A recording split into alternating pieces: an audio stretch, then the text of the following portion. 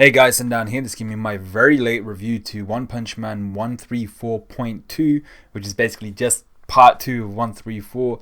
And this chapter was, there were parts of this chapter where I was like, oh, okay, yeah, this is pretty cool. I wasn't expecting that, but let's get through it. Let's see what happens. It's gonna be amazing. And then there were other parts where I was like, the heck is going on here, boys? Let's go through it page by page, kinda, and talk about exactly what's going on. So the first thing we see is Tatsumaki still twisting Sayorochi and getting absolutely destroying her. All blood's flying out all over the place of that spire, of the ground, and all that stuff.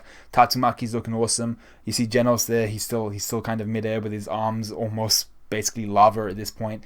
But then for some reason we get a shot of the moon with Saitama's impact on it, and we get a zoomed in shot of the moon, and then suddenly something shocks Tatsumaki and she's just there like, oh shit. And you see something that even Fubuki notices. Fubuki notices something to do with Tatsumaki. She's like, what the hell, like there's not something about her wavelength isn't quite right. Tatsumaki puts her hand to her face and then she just splurts out a river of blood. I was like, what the heck is going on? And even Genos was like, the frick is this? Whatever it was, I don't know what it has to do with anything. I mean, the fact that we saw a snapshot of the moon, a zoomed in view of the moon for one panel for some reason, and then Tatsumaki starts throwing up blood and stuff like that. And she says, what, at a time like this, did I use too much power at once? There's so many different aspects to this. So first, does the moon have anything to do with the fact that she just threw up blood? Are her powers somehow affected by the moon? Is that a thing?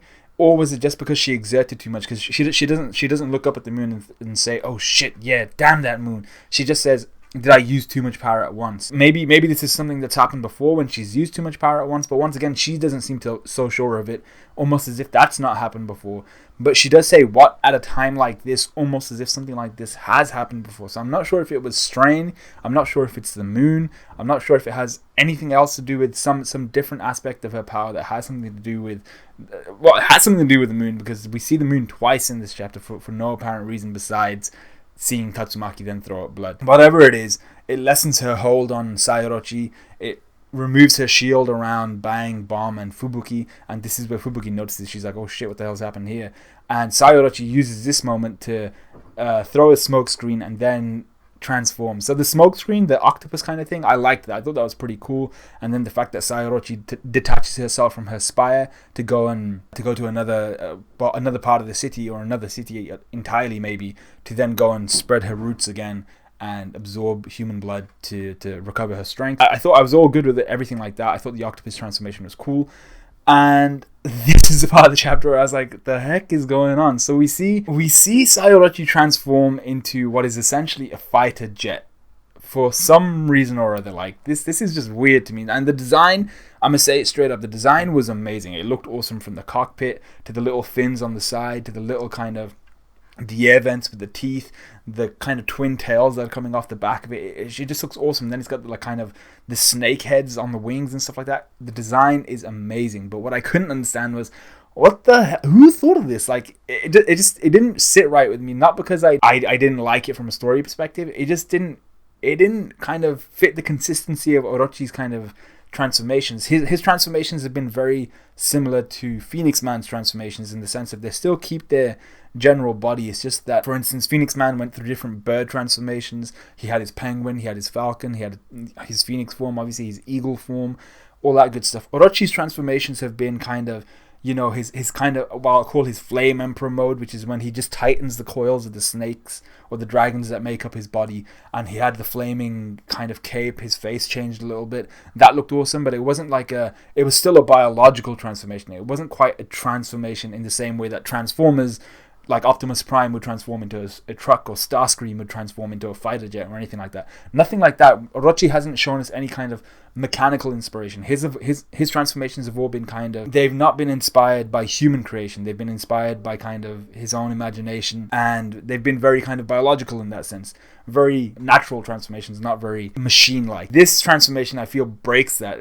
This one feels a bit more like a Drive Knight transformation, or something Metal Knight would do, or Child Emperor, and I feel like that doesn't really suit Orochi very well. It doesn't tie into his motif. And I'm not sure whether that's because of his fusion with Psychos. But then again, Psychos, when they first fused, they became this kind of large lava-looking thing, lava, one of the two. Even that still had that same connection of, their transformation being based in nature, being something to do with a bug, having the wings and everything like that. It looked very, very consistent with Orochi's previous designs in the sense of it seemed to fit the bill in some sense. This completely removed itself from that patterning and therefore surprised me, and I didn't really like the direction this took, because then it was just, and you see inside the cockpit, you see Psychos with her fighter mask on. She's breathing in, I'm assuming, oxygen through that. And I was like, what the hell is going on?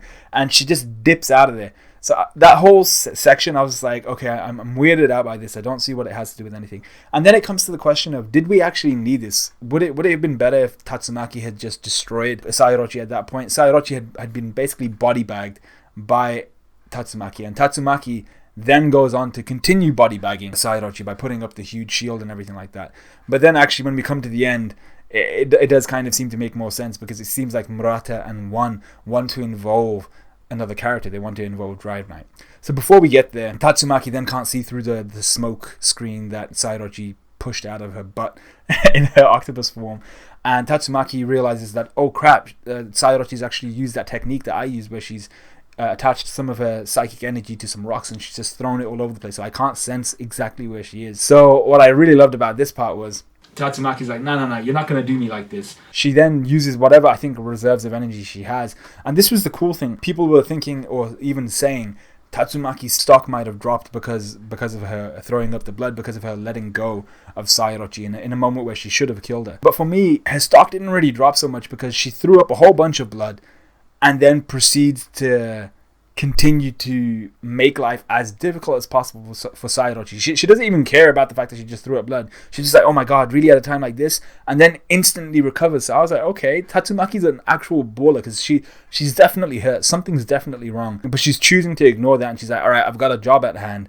I'm going to finish that. So what she does is she sets up a humongous barrier. We see on the double spread, we see lights in the distance of another city maybe, and we see the destruction of Tatsumaki's twist, and all around this is her new shield. And what she's done with this shield, with this barrier, is rather than making it a normal barrier, which is just, energy is emitting one way and giving Sairachi the ability to inverse it and then go through it, what she's done is she set up a 2-layer barrier, almost reminiscent of kind of like plant cells and their kind of turgidity and stuff like that, and how they allow ions and molecules and stuff like that to go pass through. But what she's done is she set up an outside force on the exterior and an internal directed force on the inside of this barrier, so that even if Orochi were to inverse the forces, she would still be stuck on the inner layer of the barrier. So that's a really bad explanation, but if you read the chapter, you'll know exactly what I'm talking about. So really, really ingenious concept by Tatsumaki, and it shows that she learns on the spot, and it's not just Sairachi who's learning on the spot. So what Sairachi does here is she fires off a beam towards Tatsumaki, saying this barrier is going to be taking up all her concentration. I'm going to kick her ass while she's doing that.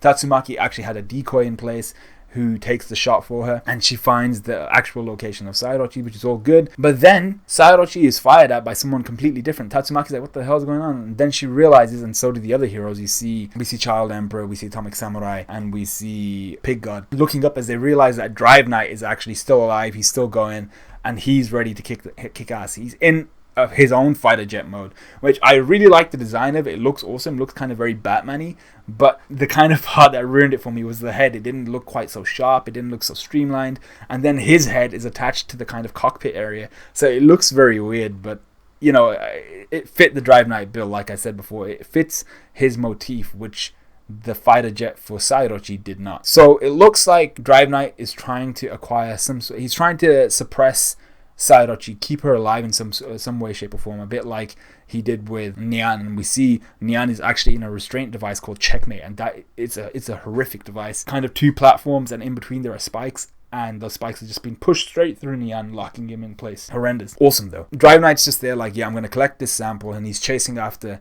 Sairachi, and that's his kind of thing. And what I really loved about this part is Sairachi's just like, these guys, they just keep coming to oppose me, the culmination of evolution. And Drive Knight's just behind it, like, the true nature of evolution is rivalry. You're complaining about these foolish inferior life forms, how they oppose you, the pinnacle of evolution. But without that rivalry, without people constantly pushing you, without things constantly changing your environment, changing the way that things are hunting you and things like that, you won't evolve. You won't show that evolution. So I really like Drive Knight's kind of concept here. The true nature of evolution is rivalry. That's how you evolve, through rivalry, through competition, through adversity. So that's how the chapter ends. I once again, I really thought that fighter jet part was just really weird. I didn't really understand it. And from a story point, I was just like, why are they prolonging the fight again?